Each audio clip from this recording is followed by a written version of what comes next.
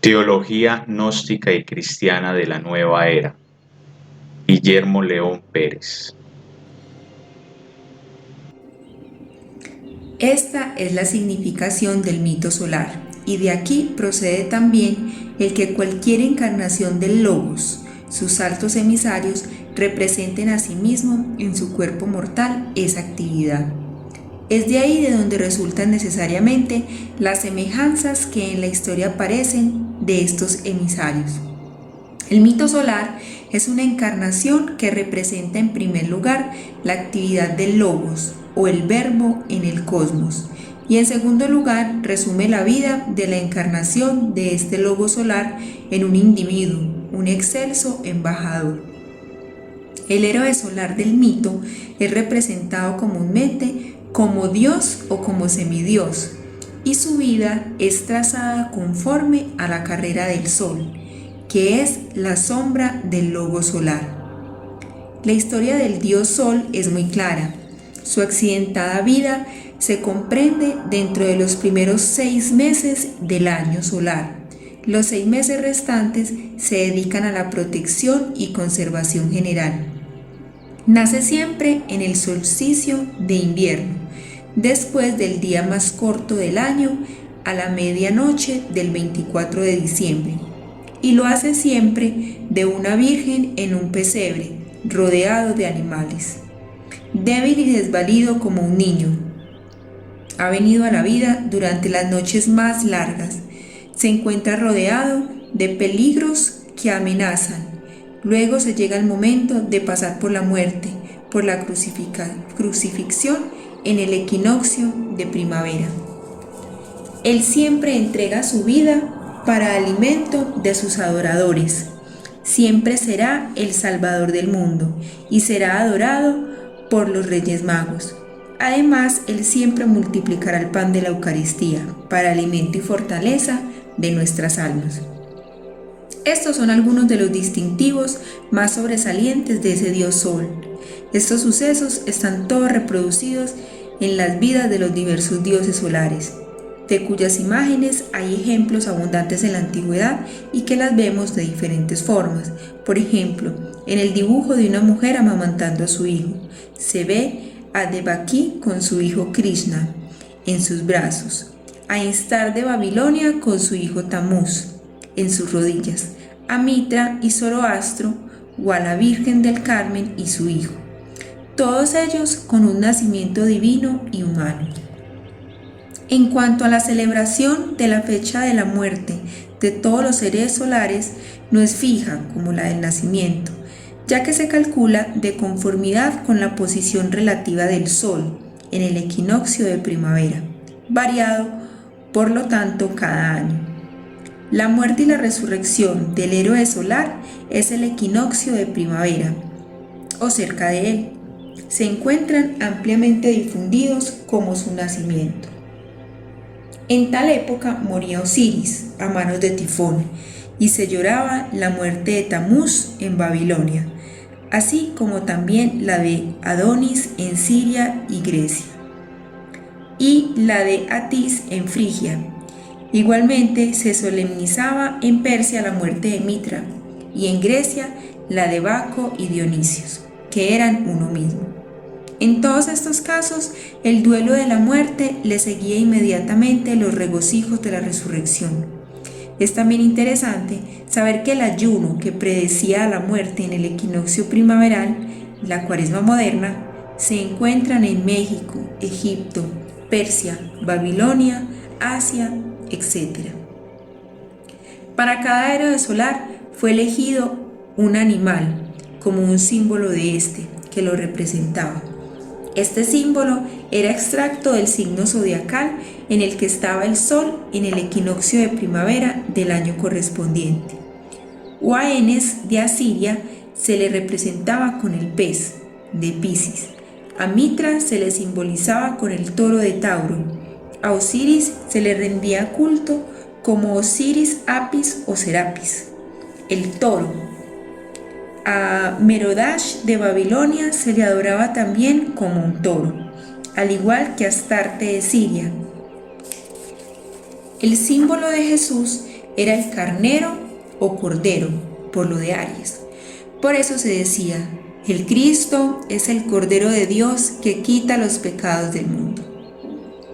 Debido a todos estos símbolos, los antiguos pueblos, guiados por sus sabios, erigieron imágenes en oro, la cual les representaba a su Dios respectivo.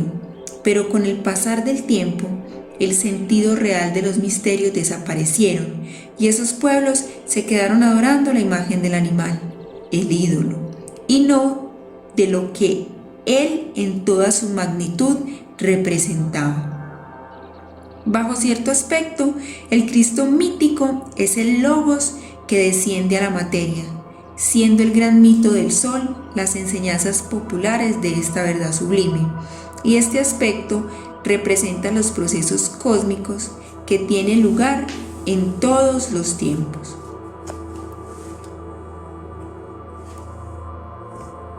El Cristo histórico, Jesús de Nazaret, el Maestro.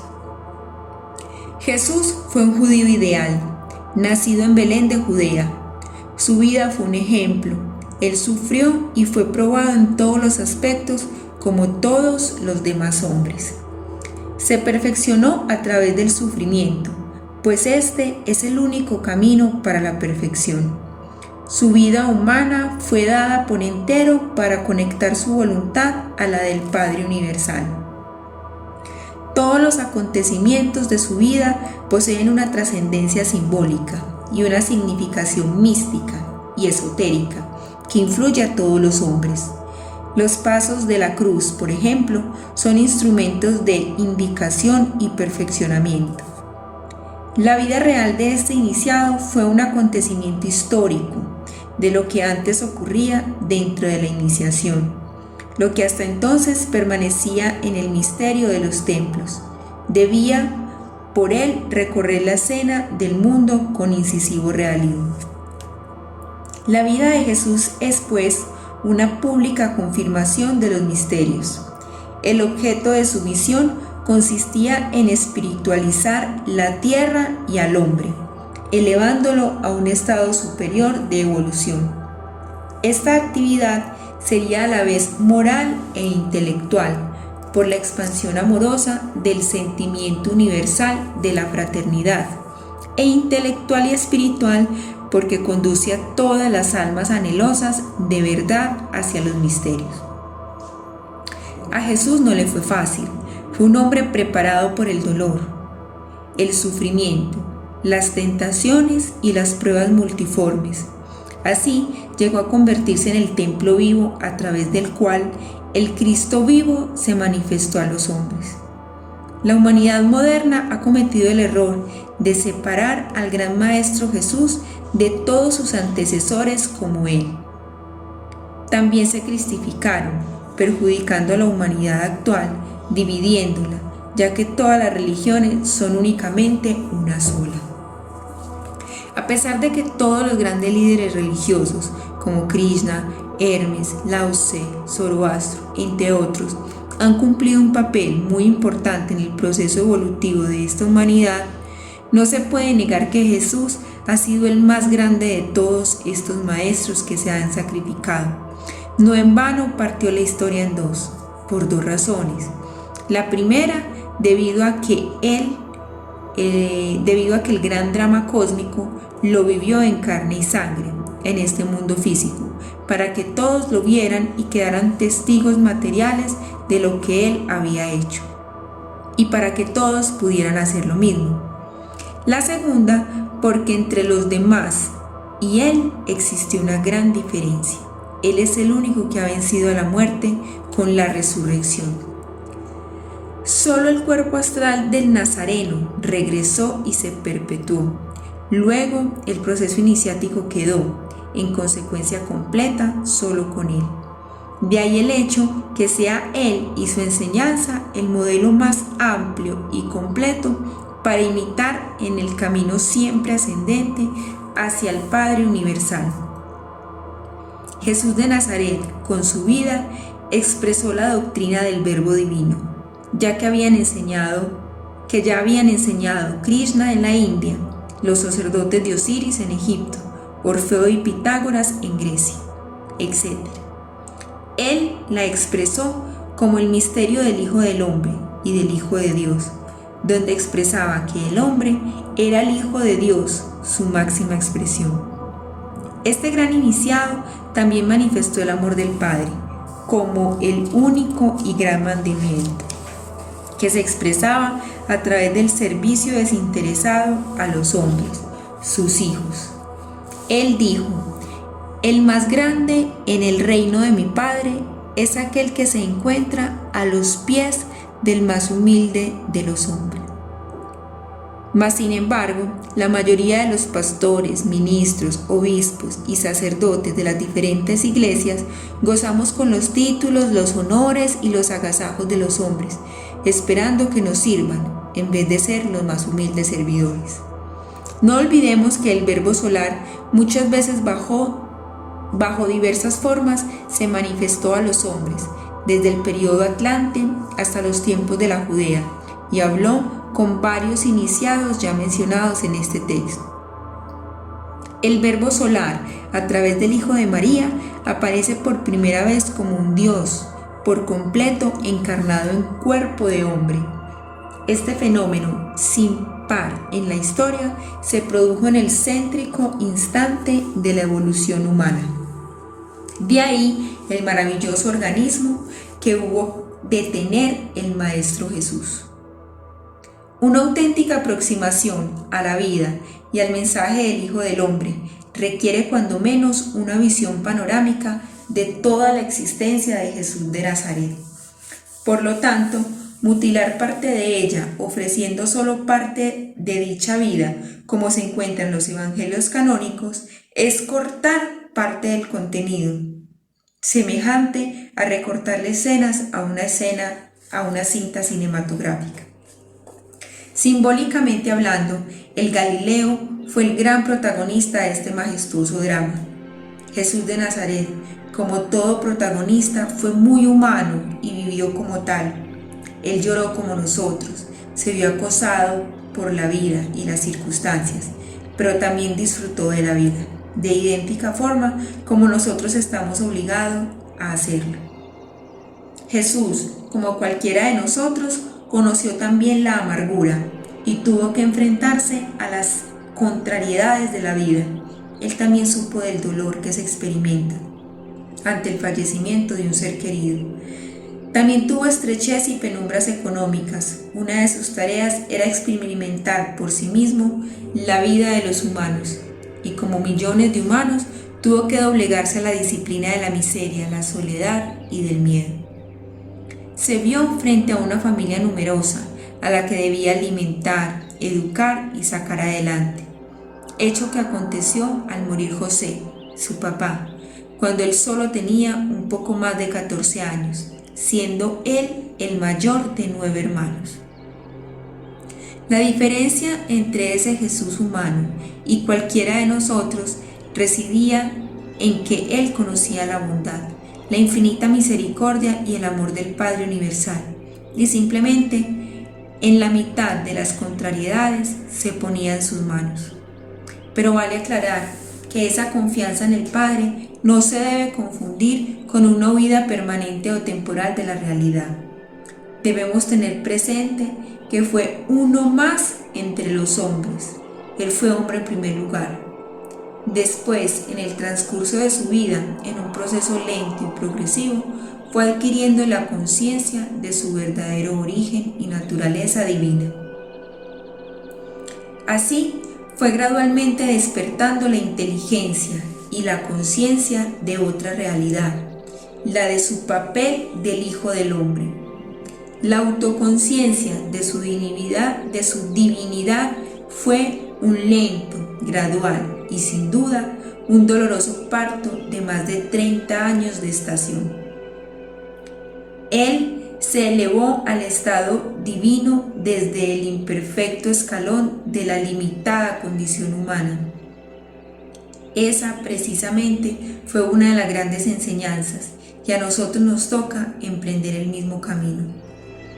El error de sus discípulos y apóstoles, movidos por el sentimiento divino del Maestro, fue el de pasar por alto el trascendental aspecto de su parte humana, ocultando todo aquello que formaba parte de su naturaleza humana. Ellos presentaron a sus seguidores solo el lado glorioso y divino del resucitado. Narraron solo aquellos acontecimientos que lo mostraban como divino, por ejemplo, los milagros, sus enseñanzas, la pasión, etc., olvidando la más importante de sus enseñanzas, que el hombre está destinado a ser Dios, pero debe pasar primero por los más bajos escalones de la creación, precisamente para que se humanice y descubra por sí mismo el camino de la divinidad. A este judío, sus padres lo educaron con el conocimiento de las escrituras hebreas. Él mostraba una ferviente devoción y gravedad que no emparejaba con los años. Presentó siempre una extraordinaria inteligencia y su afán de saber lo llevaron a adquirir las enseñanzas de la comunidad de los esenios, que habitaba el desierto de Judea. Ellos poseían magníficos conocimientos ocultos hindúes, muchos de ellos de las religiones más allá del Himalaya. Allí habían sido instruidos en las doctrinas secretas que constituían entre los esenios la verdadera fuente de la vida. Pasó más tarde a Egipto y allí fue iniciado como discípulo de esa sublime logía, de donde habían salido los fundadores de todas las grandes religiones, ya que Egipto era el gran centro espiritual que existía en el mundo, para guardar los misterios verdaderos, de los cuales son débiles y lejanos reflejos de todos los misterios semipúblicos, y como los diferentes rituales y sacramentos que hoy se conocen. Era la pureza tan sobrehumana y tan grande la devoción de este joven hebreo que aventajaba con mucho a los severos y en algún tanto fanáticos ascetas con quienes se había educado. Este hombre derramaba entre los que le rodeaban la fragancia de una sabiduría suave y tierna. Además, la majestuosa gracia y hermosura de su nítida pureza formaban en torno suyo una radiante aureola, y sus cortas palabras dulces y amorosas despertaban aún en los más duros una temporal gentileza y en los más rígidos una pasajera ternura. Así vivió mucha parte de sus años de la vida mortal, creciendo de gracia en gracia. Estaba pues en condición para servir de templo a un poder más elevado y para ser la morada de una presencia poderosa, ante quienes los mismos ángeles se humillan con la más profunda reverencia, el divino Micael, Hijo eterno, Padre de nuestro universo. Había llegado la hora de que se realizara una de las manifestaciones divinas, de que tiempo en tiempo vienen en auxilio de la humanidad, para apresurar la evolución espiritual. Un poderoso Hijo de Dios debía encarnar en la tierra, un instructor supremo, lleno de gracia de verdad, que poseía la sabiduría divina en su más plena medida.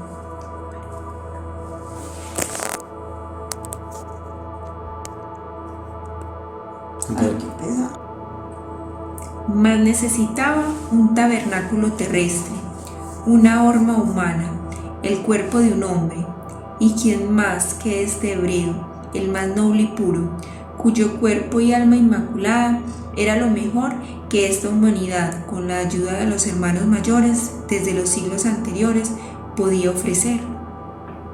Jesús el hombre se entregó voluntario al sacrificio. Se ofreció sin marcha al Señor, como se ofrecía sin mancha el Cordero Pascual de los antiguos tiempos, que tomó para sí aquella forma pura como tabernáculo y vivió en ella varios años de vida mortal.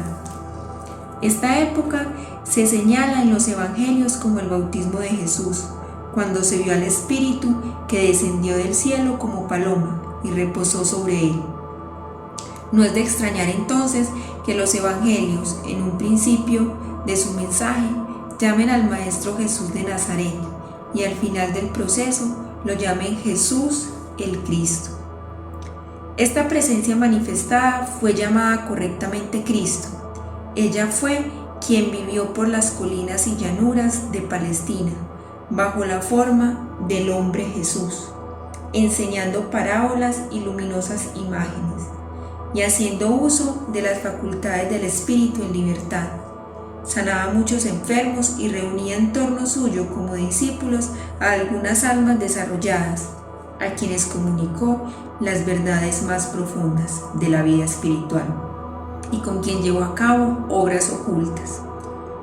Fue rechazado casi por todos, incluso por sus hermanos esenios, con quienes trabajó al principio porque comunicaba a las gentes la sabiduría espiritual, tan celosamente guardada con orgullo por ellos como un tesoro secreto.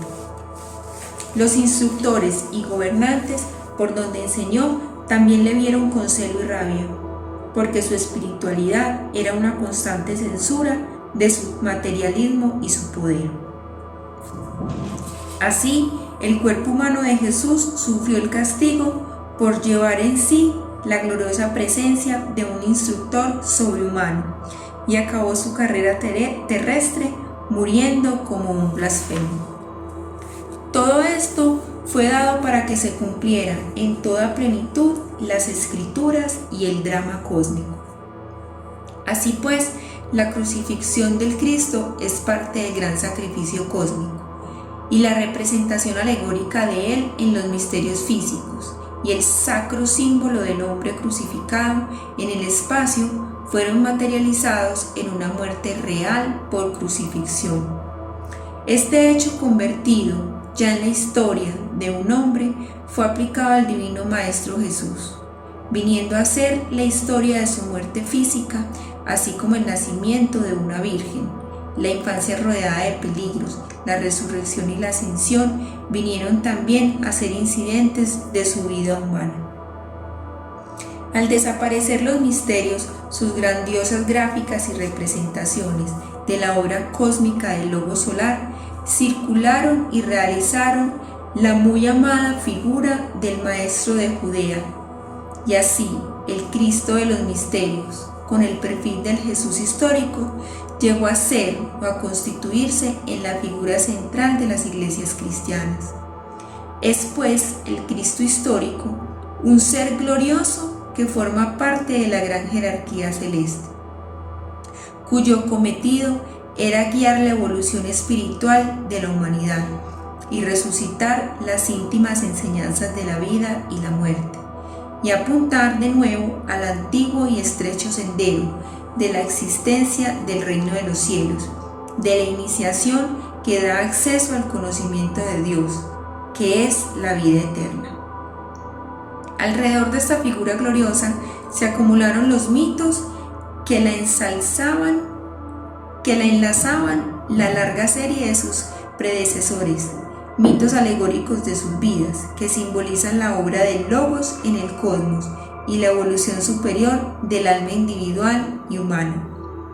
El Cristo místico, así como en el macrocosmos, el Cristo místico representa el Logos, o segunda persona de la Trinidad. Así también en el microcosmos, el individuo humano representa el segundo aspecto del Espíritu Divino, en el hombre. Es doble el concepto del Cristo místico, el cósmico y el individual. El Logos, la segunda persona de la Trinidad en su descenso a la materia, y el amor, o el segundo aspecto del Espíritu Divino, desarrollándose en el hombre. El primero representa los procesos cósmicos que han tenido lugar en todos los tiempos y que es la raíz del mito solar. El otro representa un proceso que se realiza en el individuo y que es la etapa final de la evolución humana. Es el origen de muchos pormenores del mito. Ambos contribuyeron a las narraciones evangélicas y juntos constituyen la imagen del Cristo místico. Veamos primero al Cristo cósmico, la divinidad envuelta en la materia, o sea, el descenso del Logo a la materia. Cuando la materia que había de formar nuestro sistema solar fue separada del océano infinito de materia que llena el espacio, la tercera persona de la Trinidad vertió su vida en ella para animarla y en consecuencia hacerla apta para ser moldeada. Así, la segunda persona de la Trinidad se sacrificó, imponiéndose las limitaciones de la materia. Esta es la historia cósmica, mostrada en los misterios en forma de drama y que en su origen es el descenso del logos a la materia, como se entiende en los verdaderos misterios, donde se representa como ocurre en el espacio, pues en los misterios del plano físico se representa por medios mágicos de otras especies y a veces con la intervención de actores, como en el drama cósmico y en los rituales. Estos procesos escritos están expuestos con gran claridad en la Biblia y aún en otros textos sagrados. Así, cuando el Espíritu de Dios era llevado sobre las aguas, las tinieblas reinaban sobre la haz del abismo. El gran abismo de materia no exhibía forma alguna, él estaba vacío, era el principio. La forma la dio el Logos, el Verbo, del cual está escrito: todas las cosas por él fueron hechas, y sin él nada de lo que se ha hecho fue hecho. Solo cuando esta obra del Espíritu se hubo terminado, pudo el Logos, el cósmico Cristo místico, revestirse de materia, entrando en el que es, a la verdad, el vientre de la Virgen, la matriz de la materia, virgen todavía improductiva. Esta materia había sido vivificada por el Espíritu Santo, el cual, cobijando a la Virgen, vertió en ella su vida, disponiéndola para recibir la vida del segundo Logos. Se tomó esta materia para vehículo de sus energías. Esta es la encarnación del Cristo, su hacerse carne. Este es el descenso del Logo a la materia, descrito como el nacimiento del Cristo de una Virgen. En el mito solar se convierten en el nacimiento del Dios Sol. Comienza luego la obra del Logos en la materia, simbolizada en la infancia de que habla el mito. Sus majestuosos poderes se someten a todas las debilidades de la infancia. La materia aprisiona y aún parece amenazar de muerte a su rey niño, cuya gloria está velada por las limitaciones que se ha impuesto. Mas él la moldea lentamente en busca de altos fines. Luego se extiende sobre ella en la cruz para verter desde allí todos los poderes de su entregada vida. El segundo aspecto del Cristo místico es la vida interna del iniciado, la vida del que entra en la gran iniciación. Durante ella, el Cristo nace en el hombre y más tarde se desarrolla en él para recorrer el camino angosto, el camino de la cruz o el sendero de la santidad. El iniciado que aspire a recorrer la vía de la cruz, entre otras cosas, debe adquirir el dominio de sus pensamientos, de sus emociones y de sus acciones. También ha de aprender a sufrir, pues tiene que afrontar penalidades amargas y duraderas, y además debe agregarle tolerancia, humildad y equilibrio. Este desarrollo se obtiene en los misterios verdaderos, y así la vida del iniciado se constituye en un verdadero drama de misterio, y sus diferentes grandes iniciaciones señalan los diversos actos. Este aspecto del Cristo místico es del Cristo del espíritu humano. Es el Cristo que está en todos nosotros, que nace, se vive, se crucifica y resucita entre los muertos, y sube a los cielos en cada hijo del hombre sufrido y triunfante. La biografía contenida en los evangelios es la relación de la vida de todos los iniciados en los verdaderos misterios celestes, consignados en sus rasgos más prominentes. Además, cada hombre es un Cristo en potencia, y el desarrollo de la vida del Cristo en un hombre sigue los rasgos de la historia evangélica en sus más notables incidentes, los cuales son universales. Hay 5 grandes iniciaciones en la vida de un Cristo, cada una de las cuales señala una etapa en el desarrollo de la vida en el amor. Veamos un bosquejo de la historia de esta vida, repetida una y otra vez en las existencias que se entregan a la espiritualidad y donde el iniciado va pasando por la vida del Cristo.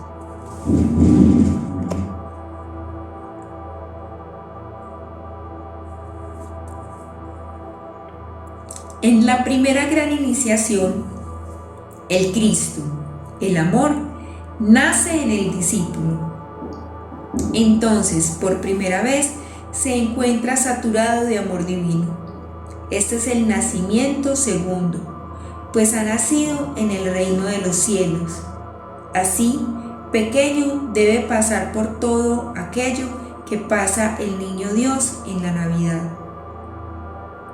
La segunda gran iniciación es la del bautismo del Cristo, por el agua y el Espíritu, que lo llena de los poderes necesarios para ser maestro y ofrecerle al mundo para trabajar en él como un hijo amado. Aquí, la gloria del Padre invisible lo envuelve con sus radiaciones purísimas. A partir de este momento, es llevado por el Espíritu al desierto y puesto a prueba una vez más, debido a que como los poderes del Espíritu se están desenvolviendo en él, los tenebrosos hacen esfuerzos por deslumbrarlo y apartarlo del camino, a fin que emplee los poderes en provecho propio, en vez de entregarse al Padre con paciente confianza.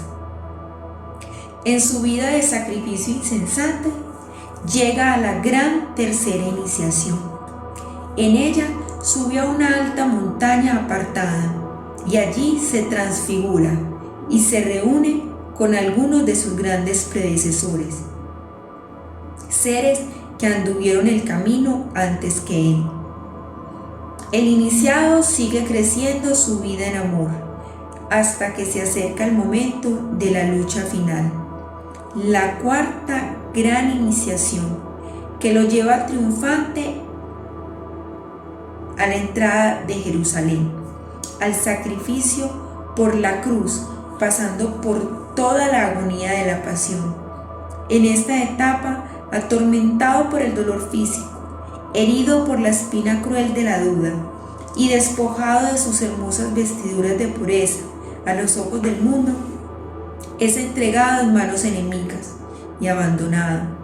Al parecer de Dios y los hombres, sufre con paciencia cuanto le sucede, esperando el último trance.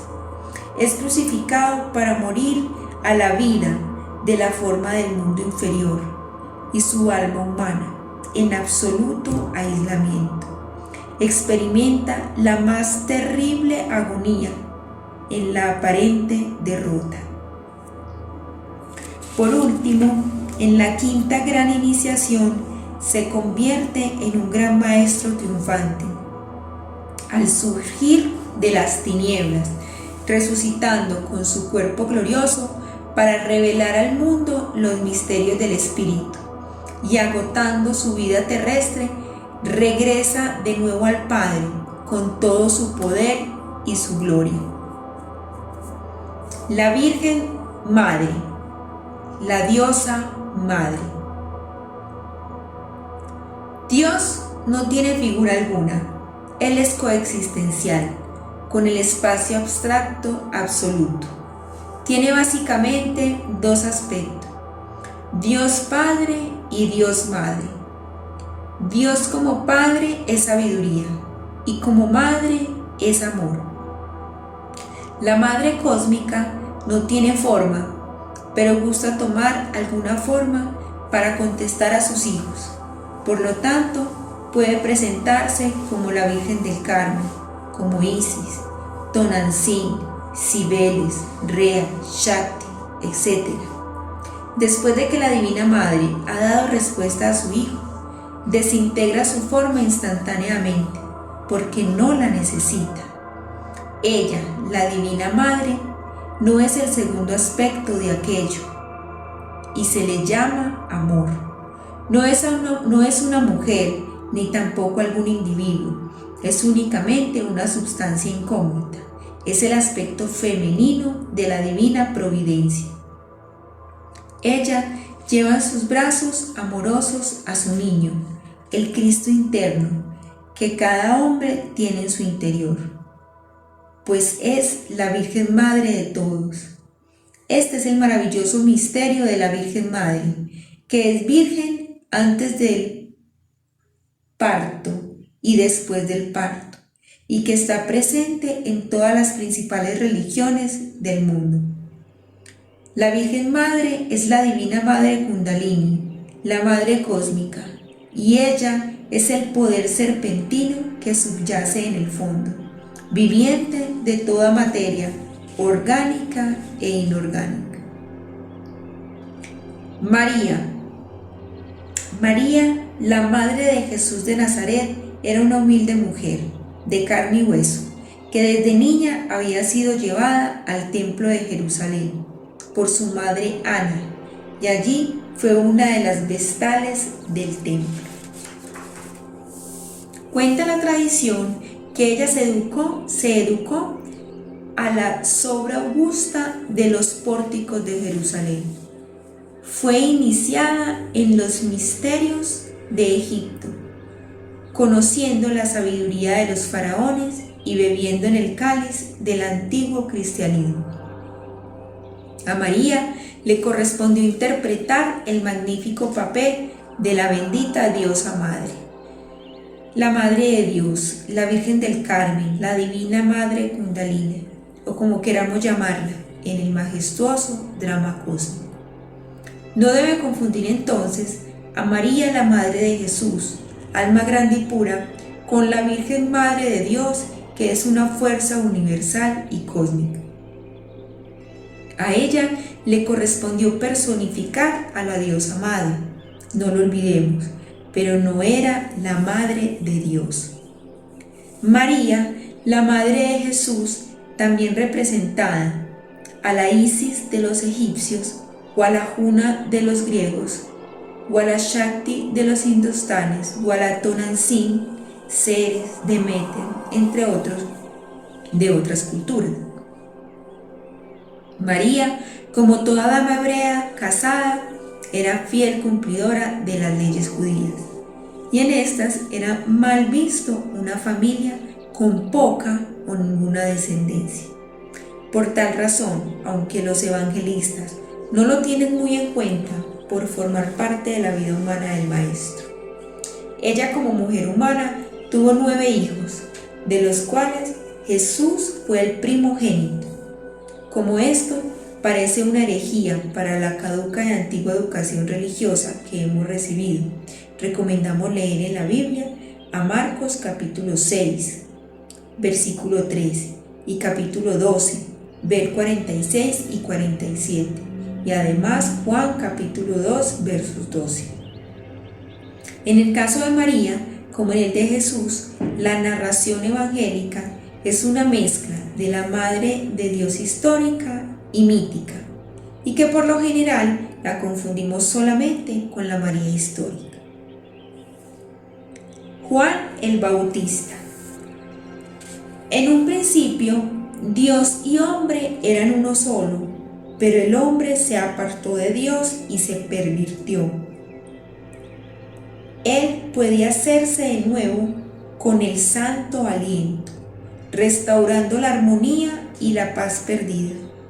Solamente a través del amor el hombre puede volver a hacerse uno con Dios. Es así como Dios amó tanto al mundo, revistió a su Hijo de carne para que el hombre pudiera comprender y regresar a Él. El amor es el único salvador del mundo, y Jesús, Hijo de María, vino a manifestarlo a los hombres a través del drama cósmico. Pero resulta que el amor no puede manifestarse hasta que se le haya preparado el camino con la pureza. Para que los hombres comprendieran la pureza, ella se tuvo que encarnar como lo hizo el amor. Y Juan, hijo de Isabel, prima de María, representó el encarno y encarnó este papel. Entonces la pureza se hizo carne para preparar el camino del amor, el Cristo. Juan Bautista, en este drama, representa el bautismo. El bautismo es el símbolo de la purificación del alma. El agua que lava el cuerpo alegoriza la limpieza del pecado. Este rito representa una preparación. La misión de Juan fue la del mensajero, la del precursor que debía ir delante del Mesías para allanar su camino, preparándolo para recibir al Rey, el amor. Este magnífico iniciado terminó de representar su papel en forma espectacular al bautizar a Jesús en el río Jordán y empezar su misión como símbolo de haber llegado ya el amor. Juan es apresado y decapitado por Herodes, motivado por la lujuria hacia la hija de Herodías, su mujer, como representación de las pasiones que impiden que el rey gobierne. Esta muerte de Juan simboliza que hay que morir psicológicamente para que haya pureza en el alma y así pueda empezar su tarea en el amor.